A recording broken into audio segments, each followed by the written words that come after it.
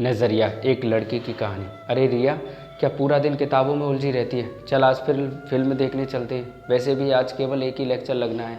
यह कहते हुए दीपा ने उसके हाथ से किताब छीन ली। देख दीपा, कह देती हूँ तुझसे, ये अच्छी बात नहीं है। ला मेरी किताब वापस कर, रिया ने डांटने के लहजे में कहा। आई बड़ी पढ़ाकू, चल बता क्या कर लेगी ज़्यादा पढ़ लिख कर?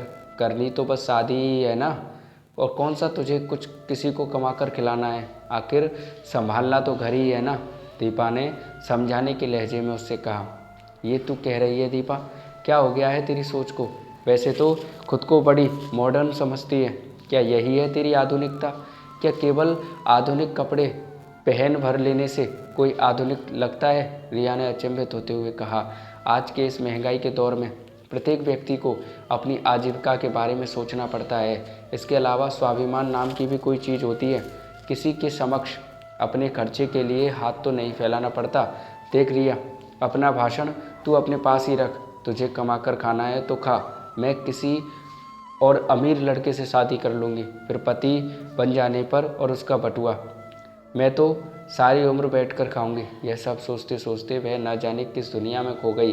दीपा, मेरी किताब वापस कर दे। आवाज़ सुनते ही दीपा का सपना मानो एक झटके में टूट गया। ले पकड़ अपनी किताब, तुझे नहीं जाना तो मत जा, मैं किसी और के साथ चली जाऊंगी। यह कहते हुए उसने किताब वहीं पटकी और भिनभिनाते हुए चली गई। माँ, कब तक फ़ोन का रिसीवर पकड़े रहोगी? रिया की 10 साल की बेटी ने उसे चेताते हुए कहा। क्या हुआ माँ, क्या सोच रही हो? कुछ नहीं, तुम जाकर पढ़ो, उसने बेटी को टालते हुए कहा। दीपा के पति नहीं रहे, अब क्या करेगी दीपा? ससुराल वालों से भी उसकी खास बनती नहीं। परिवार के नाम पर केवल अब बेटी ही है। वैसे तो ससुराल पक्ष अमीर है, पर अब वो भी क्यों मदद करेंगे जब स्वयं दीपा ही उनके साथ मिलकर नहीं चली? रिया सोच में पड़ गई। कितना समझाया था उसने कि दीपा पढ़ाई बीच में मत छोड़। अपने माता पिता को समझा कि इतनी जल्दी शादी ना करें। जब अच्छा लड़का मिल रहा हो तो ऐसे में कौन किसकी बात सुनता है? अब ज़मीन के भरोसे कोई कब तक रह सकता है? कुछ ना कुछ तो उसे सोचना ही पड़ेगा।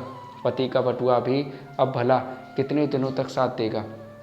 तो दोस्तों, आजकल की लड़की की जो ये सोच है आधुनिक वाली, इस सोच के बारे में आपका क्या ख्याल है? कमेंट में बताइएगा। कहानी अच्छी लगी लाइक कमेंट शेयर कीजिएगा, और ऐसी ही कहानी सुनते रहने के लिए चैनल को सब्सक्राइब करना मत भूलना दोस्तों। थैंक यू दोस्तों।